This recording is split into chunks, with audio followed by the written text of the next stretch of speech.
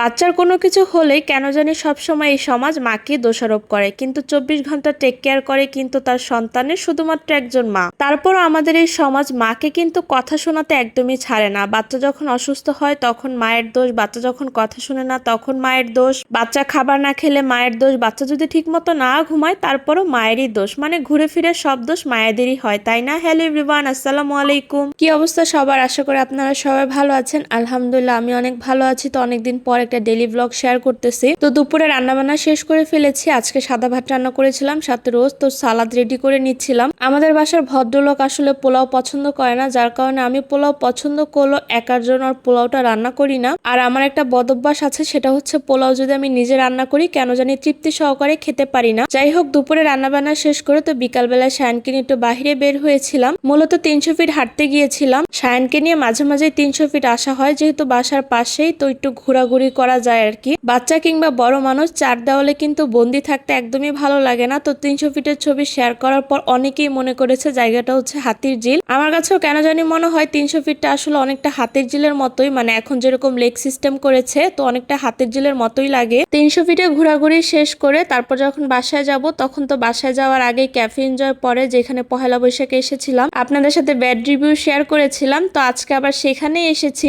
আসলে এখানে যেহেতু একটা বাচ্চাদের জন্য প্লে জোন আছে, আর সায়ান যেহেতু খেলতে পছন্দ করে যার কারণে এখানে আনা হয়েছে ওকে। আসলে ও একটু কমফোর্ট ফিল করতে পারবে আর সুন্দরভাবে খেলতে পারবে বাচ্চাদের সাথে, তাই চিন্তা করে আর কি আসা। আর এমনিতে বাইরে আসলে তো দেখা যায় কিছু একটা খাওয়া হয়, তো ভাবলাম সায়ান খেলতেও পারবে, আমরা কিছু খাবারও খেতে পারবো এই জায়গায় রিল্যাক্সে। সায়ান কিন্তু প্রথমে খুব সুন্দর করেই খেলতেছিল, যখন আমি ভিডিও করতেছিলাম তখন সে একটু শাই ফিল করতেছিল। তারপরে ভাবলাম একটু ভিডিও করে রাখি, যাতে একটু সে মেমোরি হিসেবে পরবর্তীতে দেখতে পারে। তার তো বাইরে বের হলে কোনো সমস্যা নেই, কিন্তু যখন সে বাসায় যায় তখন কান্নাকাটি করে, মানে বাইরে থেকে সে বাসায় যেতে চায় না। ছোটবেলায় আমিও এরকম করতাম। তো সায়ন তো এখানে অনেক খেলতেছিল, ঝাপাইতেছিল, অনেক মজা করতেছিল। তারপর তাকে আমি সবগুলা রাইডে উঠালাম। আজকে আমরা ঢুকেই পিৎজা আর বার্গারই অর্ডার করেছিলাম। সেদিন যেহেতু এখান থেকে খেয়ে যেতে পারি নাই, তাই ভাবলাম যেহেতু তাদের খাবার দিতে একটু টাইম লাগে, এর মধ্যে সায়ন অনেক খেলতে পারবে, তো আজকে আমাদের তেমন একটা প্যারা নাই। বাসায় যাওয়া, রিল্যাক্সে খেয়ে তারপর বাসায় যাবো। তো ভদ্রলোক তো আগে চিকেন বার্গার অর্ডার করেছিল এবং সে খাওয়াও শুরু করে দিয়েছে ভিডিও করার আগে। আর আমার জন্য পিৎজা অর্ডার করেছিল।